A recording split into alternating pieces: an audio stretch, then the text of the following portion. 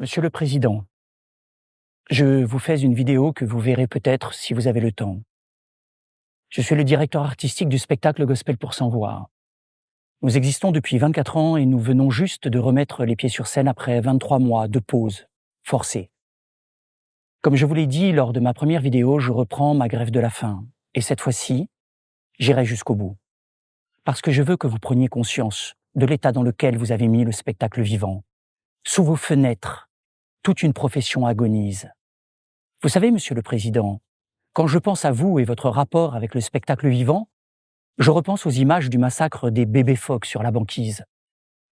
Notre premier concert a eu lieu le 7 janvier à Toulouse, dans une salle à moitié vide. Au mois de janvier, sur 12 spectacles prévus au Zénith de Toulouse, nous étions les seuls à nous produire.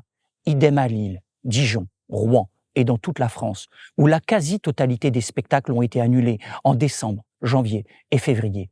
Nous avions le choix entre rester à la maison et perdre de l'argent ou aller travailler et perdre de l'argent.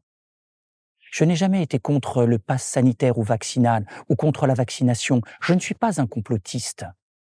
Savez-vous, Monsieur le Président, que depuis que vous avez instauré le pass sanitaire ou vaccinal dans les lieux culturels, 3,2 milliards de visiteurs ont foulé les centres commerciaux en France sans aucune distanciation sociale, sans passe sanitaire, sans passe vaccinal.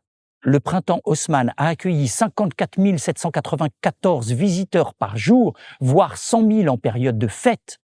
Mais les salles de spectacle étaient limitées à 2000. Les meetings politiques ont pu rassembler 15 000 sympathisants sans générer aucun cluster, mais une salle de spectacle avec 2100 personnes pouvait en devenir un géant. Vous avez sacrifié le monde du spectacle vivant sans aucune justification sérieuse.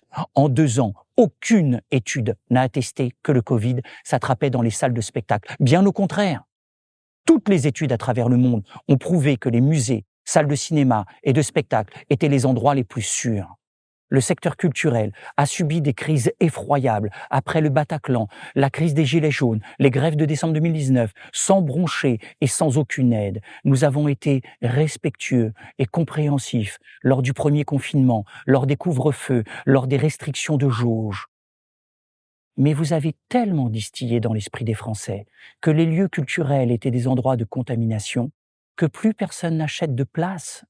Plus de la moitié des spectacles depuis le mois de septembre ont été annulés ou reportés. Dans la plupart des théâtres et des salles de concert, près d'un Français sur 2 ne s'est pas rendu dans un lieu culturel depuis l'instauration du pass sanitaire le 21 juillet dernier.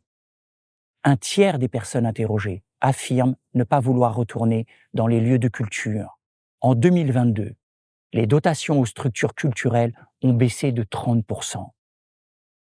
C'est-à-dire qu'un spectacle sur 3 qui devait se jouer lors de la saison 2022-2023 n'aura pas lieu.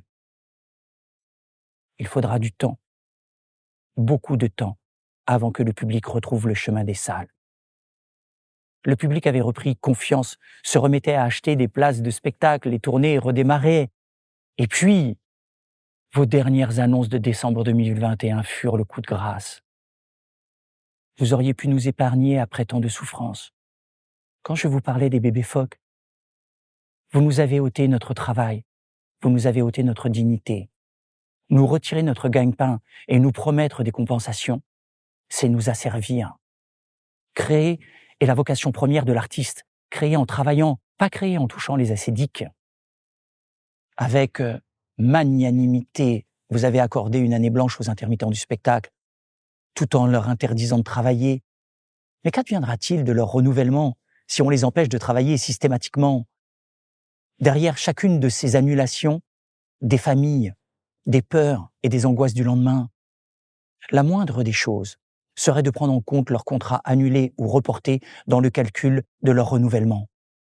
Dans ma dernière vidéo, je vous proposais de transformer ces places de spectacle, de cinéma, ces factures de restaurant à hauteur de 150 € par foyer en crédit d'impôt.